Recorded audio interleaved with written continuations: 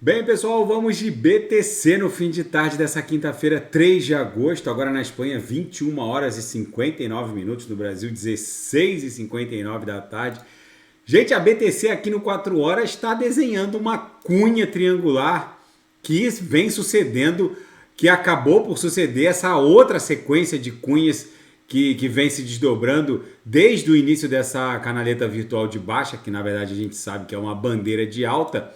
Vocês vejam que aqui no 4 horas a sequência de fundos ascendentes e topos descendentes está ficando cada vez mais clara. É uma cunha que sucede outra cunha desde a primeira acumulação triangularizada protagonizada aqui nessa canaleta virtual de baixa. A BTC vem desenhando uma série de topos descendentes e fundos ascendentes que acabam por se desdobrar numa nova explosão, aí desenha uma nova cunha, ou seja, é uma movimentação não muito rara no mundo cripto, mas um pouco incomum aqui. Mas enfim, essa sequência de cunhas que acabam por desenhar essa canaleta virtual de baixa só vai exponenciar a explosão de eventualmente impulsiva ou corretiva, provavelmente impulsiva, porque da última vez que ela fez isso também, ela protagonizou mais um mastro que acabou levando o BTC para esse novo patamar entre 29 mil e 31 mil dólares, chegou a fazer a máxima em 31.804, ficou muito sobrevendida, voltou para dentro da canaleta e agora a gente segue acumulando. No semanal, como a gente está na quinta-feira indo para sexta-feira, o candle aqui que está se desdobrando no semanal está parecendo que está evoluindo para um martelinho. Eu estou nesse gráfico aqui ancorado numa canaleta virtual logarítmica exponencial que eu usei para prognosticar, fazer o price prediction da Matic, mas dá para a gente também fazer um price prediction aqui da BTC. Aqui vai rolar o halving de 2024, entre abril e maio de 24. Se a BTC devolver uma pernada corretiva com a mesma agressividade dessa pernada, uma pernada impulsiva, né? Com a mesma agressividade dessa pernada corretiva, com o mesmo ângulo de ataque, ó.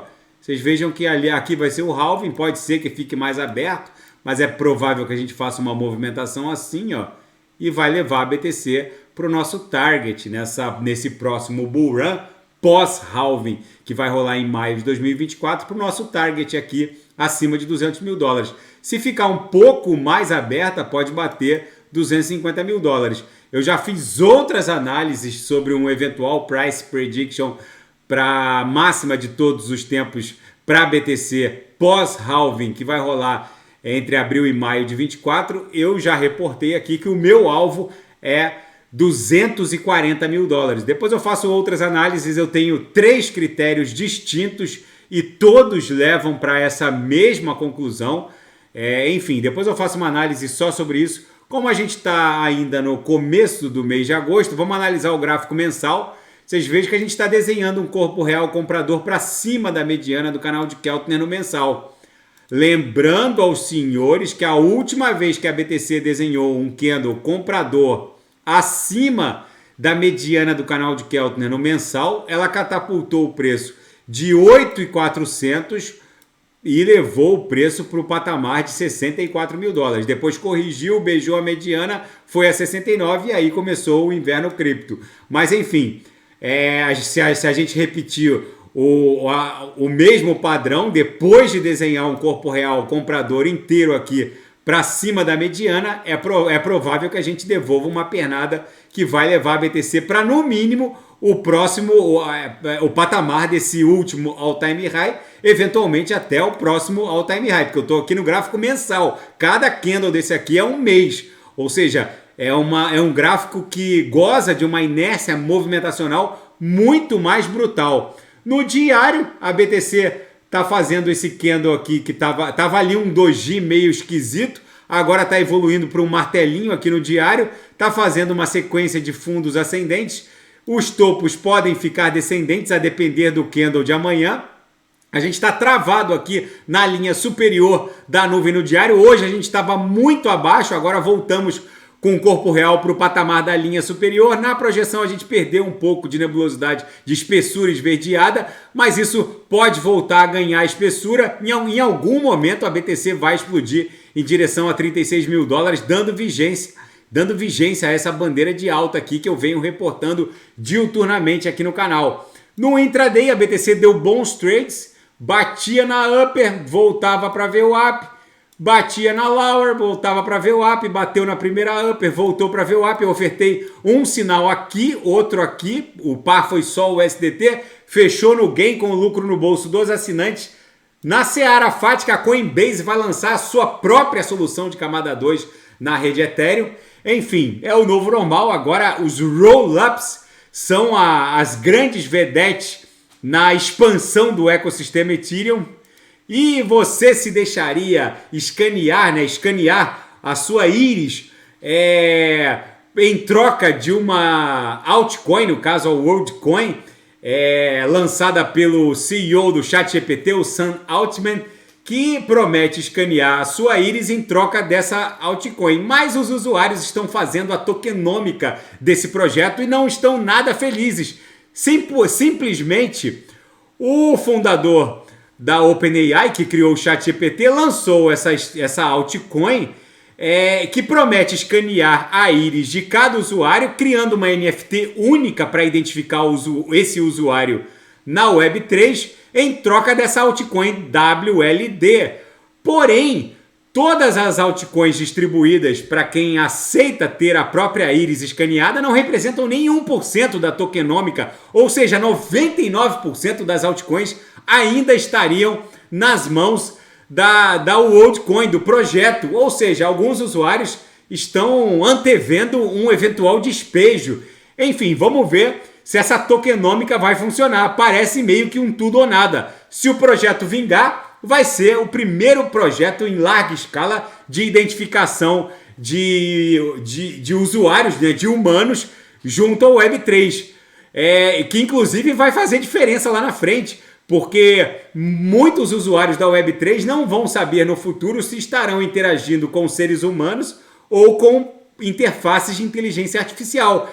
E o escaneio da íris do usuário, associada a uma NFT única, já identifica o usuário como humano. Mas a tokenômica do projeto agora está sendo alvo de uma discussão. E o CZ, o dono da Binance, usou as redes sociais para ridicularizar as acusações de fraude por parte do Departamento do Tesouro norte-americano. Vamos ver como isso vai se desdobrar na seara geopolítica e finanças internacionais.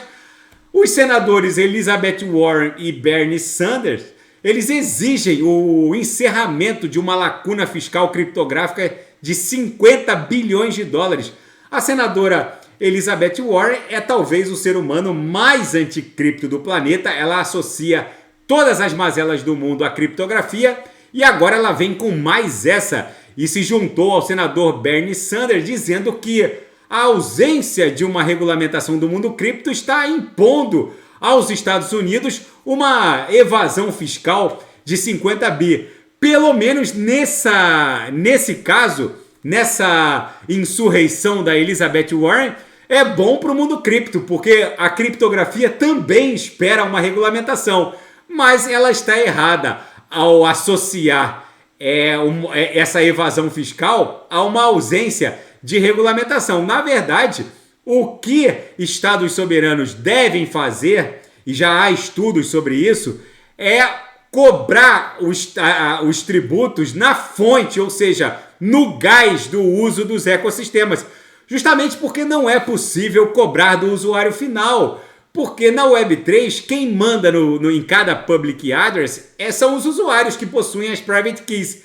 Mas os estados soberanos podem exigir, por exemplo, um fork na rede Ethereum para que 0,1% de cada taxa de gás mande para um public address do governo, né, do estado, do Departamento do Tesouro, uma parcela do gás usado na rede. O mesmo pode acontecer com a rede Tron ou a Solana. Enfim, estados soberanos podem exigir um fork da rede Ethereum para impor uma remessa do gás usado a título de impostos para o Public Address do Departamento do Tesouro. Agora, não pode invadir um Public Address de um usuário, né, e cobrar o imposto eventualmente devido. Na verdade, poucos legisladores entendem sobre o mundo criptográfico e agora é que o entendimento está começando a chegar em alguns parlamentos do mundo e agora que a discussão está ficando um pouco racional. O próprio Vitalik Buterin,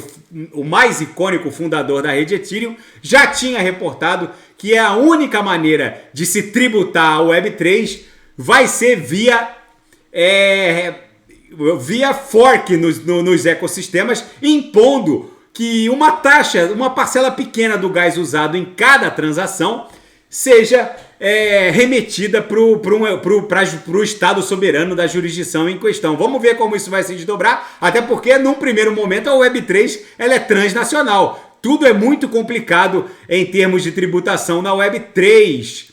E mais um problema para a China. O turismo está caindo exponencialmente na China. Ninguém mais quer ir para a China.